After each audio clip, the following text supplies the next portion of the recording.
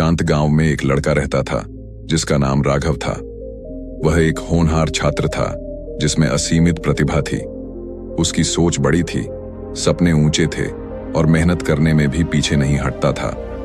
लेकिन उसके जीवन की एक बहुत बड़ी समस्या थी।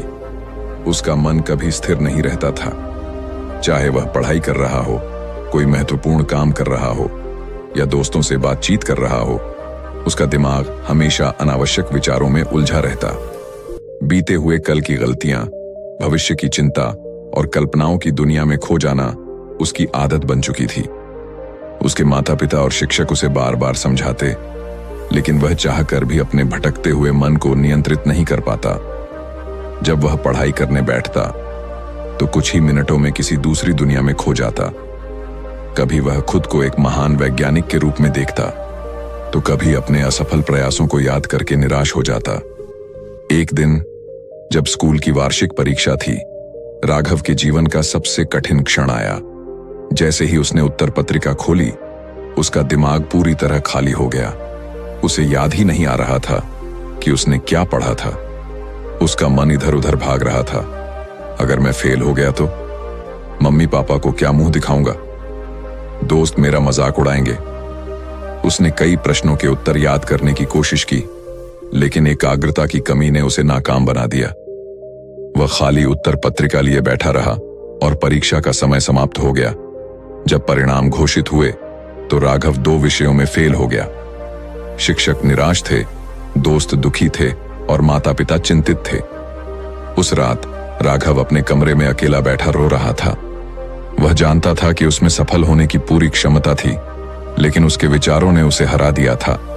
उसी शाम उसके दादाजी, जो बहुत अनुभवी और ज्ञानी थे, ने उसे उदास देखा। वे धीरे धीरे उसके पास आए और बोले, क्या हुआ राघव, तुम इतने दुखी क्यों हो? राघव ने आंसू भरी आंखों से कहा, दादाजी, मैं कितना भी प्रयास कर लूं, मेरा मन कभी स्थिर नहीं रहता। जब मैं पढ़ाई करता हूं तो बेकार के विचार मुझे भटका देते हैं। मैं ध्यान केंद्रित करना चाहता हूं, लेकिन कर नहीं पाता।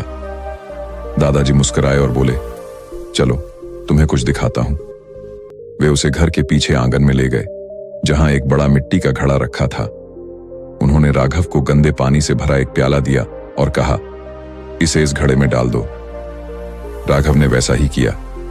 फिर दादाजी ने उसे साफ पानी से भरा एक जग दिया और बोले, अब इस घड़े में तब तक साफ पानी डालो जब तक सारा गंदा पानी बाहर न निकल जाए। राघव ने धीरे धीरे साफ पानी डालना शुरू किया। कुछ ही देर में गंदा पानी बाहर निकल गया और घड़ा पूरी तरह साफ हो गया।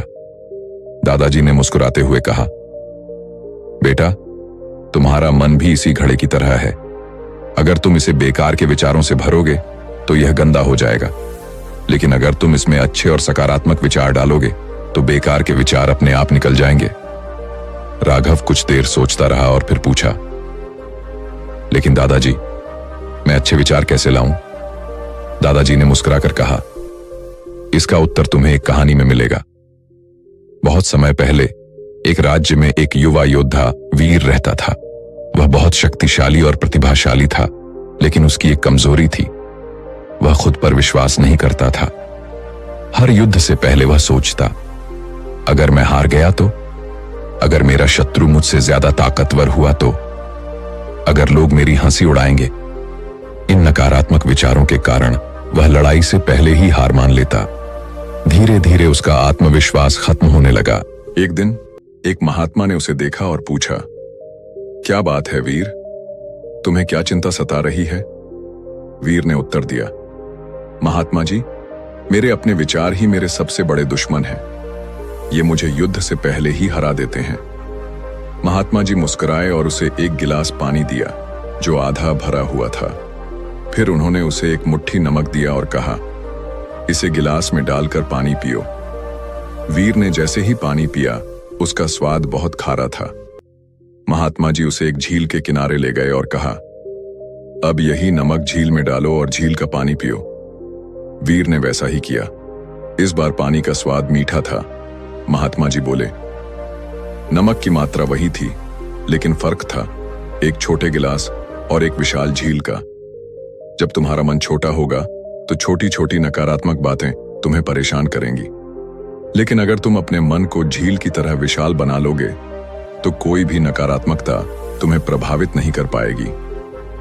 वीर ने यह सीख अपनाई और धीरे धीरे अपने डर और शंकाओं से छुटकारा पा लिया। कुछ ही वर्षों में वह राज्य का सबसे महान योद्धा बन गया।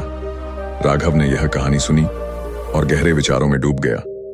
उसे समझ में आ गया कि वह खुद अपने मन को छोटा बना रहा था, इसलिए बेकार के विचार उस पर हावी हो जाते थे। अब उसने ठान लिया कि वह अपने मन को अनुशासन और ध्यान से मजबूत करेगा, अनावश्यक विचारों को पहचान कर अच्छे विचारों से बदलेगा, हर दिन सकारात्मक किताबें पढ़ेगा, अपना पूरा ध्यान पढ़ाई और अपने लक्ष्यों पर केंद्रित करेगा। धीरे धीरे उसकी एकाग्रता बढ़ने लगी, पढ़ाई में सुधार हुआ और आत्मविश्वास बढ़ गया। अगली परीक्षा में उसने पूरे स्कूल में सबसे अच्छे अंक प्राप्त किए। वर्षों बाद राघव एक महान वैज्ञानिक बना जिसने अपने विचारों से दुनिया को बदल दिया। जब भी कोई उससे पूछता कि तुमने बेकार के विचारों को कैसे हराया, तो वह मुस्कुराकर कहता, तुम्हारा मन एक घड़े की तरह है, इसे अच्छे विचारों से भरो, बेकार के विचार अपने आप बाहर निकल जाएंगे। सीख मन को भटकने से रोकने के लिए उसमें अच्छे विचार भरें। नकारात्मकता को हटाने का तरीका है अपने मन को विशाल बनाना। ध्यान, अनुशासन और सकारात्मक सोच से कोई भी बाधा पार की जा सकती है। अगर आपको यह कहानी अच्छी लगी तो इसे लाइक करें, अपने दोस्तों के साथ शेयर करें और हमारे चैनल को सब्सक्राइब जरूर करें ताकि आप ऐसी और ज्ञानवर्धक कहानियां सुन सकें। मिलते हैं अगली कहानी में, तब तक खुश रहें और सीखते रहें। धन्यवाद।